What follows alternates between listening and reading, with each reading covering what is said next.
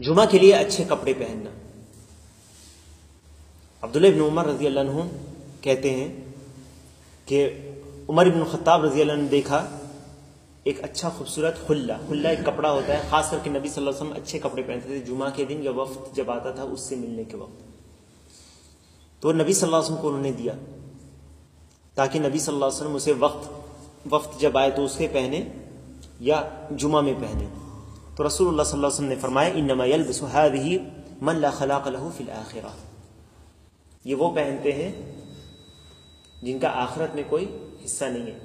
और ये रेशम का था, जो रेशम हराम है मुसलमानों पर, है ना। तो इसलिए नबी सल्लल्लाहु अलैहि वसल्लम उसको, इससे यह पता चलता है कि उमर रज़ी अल्लाह ने क्यों दिया, जुमा और वफ्त के लिए दिया।